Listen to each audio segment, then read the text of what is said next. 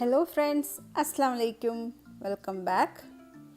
ഇന്നൊരു easy pudding recipe കാണിക്കുന്നുള്ളത് ഇഫ്താറിനും പിന്നെ അല്ലാത്ത സമയത്തും പെട്ടെന്ന് ആക്കിയെടുക്കാൻ കഴിയുന്ന ഈസി ആയിട്ടുള്ള ഒരു ഓറഞ്ച് പുഡിംഗ് ഇന്ന് കാണിക്കുന്നത്.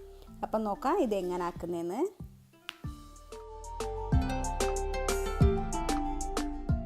അപ്പോൾ ഇതിലേക്ക് ഞാനിവിടെ ഒരു ഗ്ലാസ് പാലെടുത്തിട്ടുണ്ട്.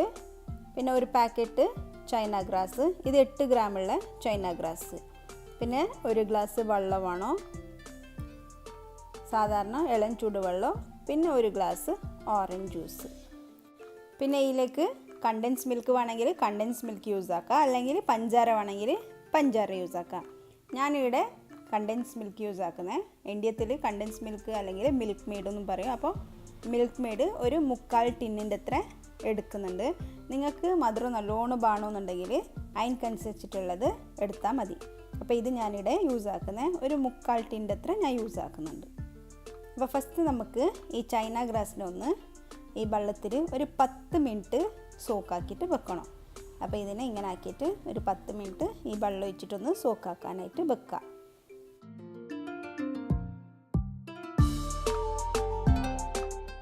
അപ്പോൾ ഇനി ഫ്ലെയിം ഓൺ ആക്കിയിട്ട് നമുക്ക് ഈ ചൈന ഗ്രാസിനെ ഒന്ന് മെൽട്ടാക്കിയിട്ട് എടുക്കണം. ഒരു മീഡിയം ഫ്ലെയിം വെച്ചിട്ട് ഇതിനെ മെൽട്ടാക്കിയിട്ട് എടുത്താൽ മതി.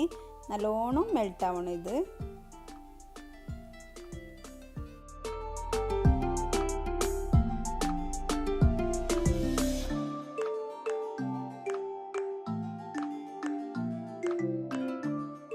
ഇപ്പോൾ ചൈന ഗ്രാസ് നല്ലോണം മെൽട്ടായിന്. ഇനി ഇതിലേക്ക് പാൽ ഒഴിച്ചു കൊടുക്കാം. എന്നിട്ട് ഇത് പാല് ഒന്ന് തിളക്കുന്നത് വരെ ഇതുപോലെ ഇളക്കിക്കൊണ്ടിരിക്കണം, ഇല്ലെങ്കിൽ അടിക്ക് ചിലപ്പോൾ പിടിക്കാനുള്ള ചാൻസസ് ഉണ്ട്. പാല് തിളക്കാൻ കഴിയുമ്പോൾ ഇതിലേക്ക് കണ്ടൻസ് മിൽക്കും കൂടി ആഡ് ആക്കാം. എന്നിട്ട് ഇത് നല്ലോണം മിക്സ് ആകുന്നത് വരെ ഇങ്ങനെ ഇളക്കി കൊടുത്തുകൊണ്ടിരിക്കണം. ഇനി നിങ്ങൾ കണ്ടൻസ് മിൽക്ക് യൂസ് ആക്കുന്നില്ല എന്നുണ്ടെങ്കിൽ ഇതിനനുസരിച്ചുള്ള ഷുഗർ ഇട്ട് കൊടുത്താൽ മതി. എന്നിട്ട് ഷുഗർ നല്ലോണം ഒന്ന് മെൽട്ടാകുന്നത് വരെ ഇങ്ങനെ ഇളക്കിക്കൊണ്ട് വന്നാൽ മതി.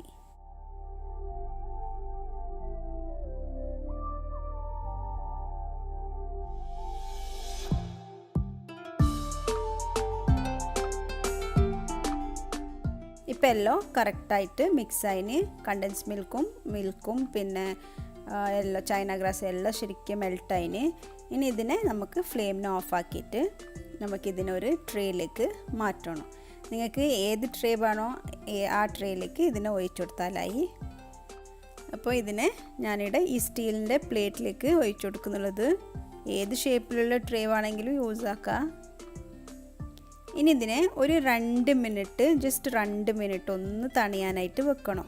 വെറും 2 മിനിറ്റ് വെച്ചാൽ മതി. ജാസ്തി വെച്ചാൽ ചിലപ്പോൾ അത് കട്ടായി പോവും. അപ്പോൾ പിന്നെ ഒന്നും ആക്കാൻ കഴിയില്ല.